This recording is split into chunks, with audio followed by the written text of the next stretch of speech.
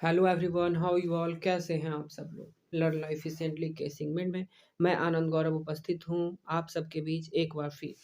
आज मैं Indian contract act के section 2H and section 2E के साथ आप लोग के बीच आया हूं। मैं इसे स्टार्ट करूं उससे पहले मैं आप लोग को बता दूं, जो लोग मेरे चैनल पे फर्स्ट बार विजिट कर रहे हैं, प्लीज़ मेरे चैनल को लाइक करें, सब्सक्राइब करें, कमेंट करें एंड शेयर करें। बेल आइकन को जरूर प्रेस करें ताकि मैं जो भी लीगल अपडेट अपने चैनल पे अपलोड करूँ वो टाइम टू टाइम आप लोग तक पहुँचता रहे। तो चलिए स्टार्ट करते हैं इंडियन कॉन्ट्रैक्ट एक्ट में कॉन्ट्रैक्ट एंड एग्रीमेंट का डेफिनेशन। उसके बाद हम लोग कॉन्ट्रैक्ट एंड एग्रीमेंट में डिफरेंसेस पढ़ेंगे। सो इसे स्टार्ट करने से पहले मैं आप लोग को बताना चाहता हूँ कि कॉन्ट्रैक्ट एंड एग्रीमेंट किस किस के बीच में हो। तो कॉन्ट्रैक्ट एंड एग्रीमेंट दो लोग के बीच में होगा। जो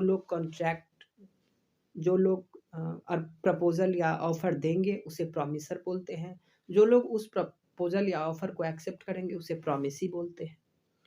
So, according to Section 2H of Indian Contract Act 1872, an agreement enforceable by law is a contract. यानी कोई भी एग्रीमेंट जो इन्फोर्सेबल बाय लॉ होगा वो कॉन्ट्रैक्ट होगा। तो एग्रीमेंट क्या है? Agreement is defined in section 2E of Indian contract act. So section 2E of Indian contract act क्या कहता है? तो वो डिफाइन करता है agreement. Agreement as every promise and every set of promise forming the consideration for each other is an agreement. Agreement वह है जो एक व्यक्ति दूसरे व्यक्ति को प्रॉमिस करता है और वो व्यक्ति भी उसको रिटर्न प्रॉमिस करता है, और वो रिटर्न प्रॉमिस जो है फॉर्मिंग ए कंसिडरेशन के तौर पे तो उसको एग्रीमेंट करेंगे, और जब वो एग्रीमेंट इन्फोर्सेबल बाय लॉ हो जाएगा तो वो कॉन्ट्रैक्ट हो जाएगा। तो चलिए स्टार्ट करते हैं। Differences between agreement and contract. आप लोगों ने समझा कि कॉन्ट्रैक्ट क्या है। Contract is an enforceable, agreement is an enforceable by law is a contract. And agreement क्या है? Agreement is made between two person and every promise and every set of promise forming the consideration for each other is an agreement. So differences क्या है इसमें? All agreements are not contract but all contract are agreement.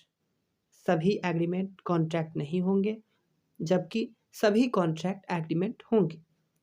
Second one is enforceable by law or not. Agreement is enforceable by law or not.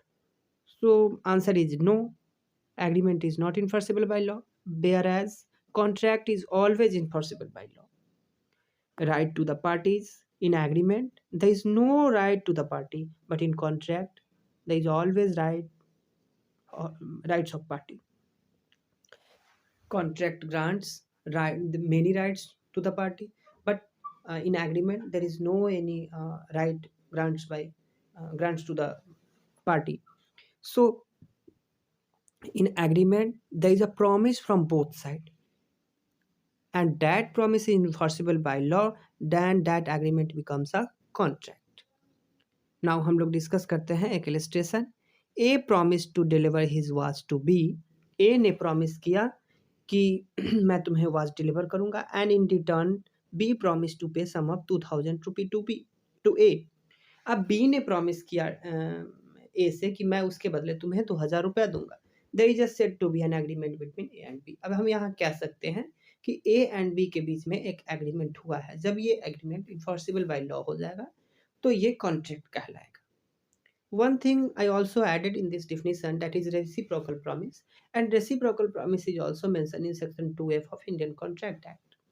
So now we discuss promise which form the consideration or part of the consideration for each other are called reciprocal promise.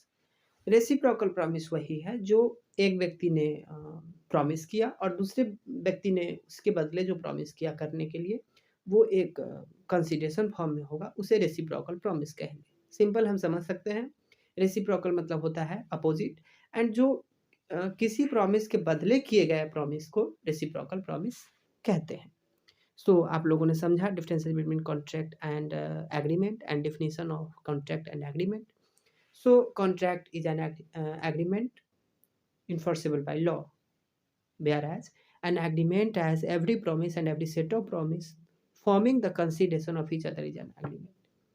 Agreement वो है जो एक व्यक्ति को दूसरे व्यक्ति से offer करता है और वो एक्सेप्ट करके उसके बदले उसको कंसीडरेशन के फॉर्म में प्रॉमिस करता है, उसे एग्रीमेंट कहेंगे।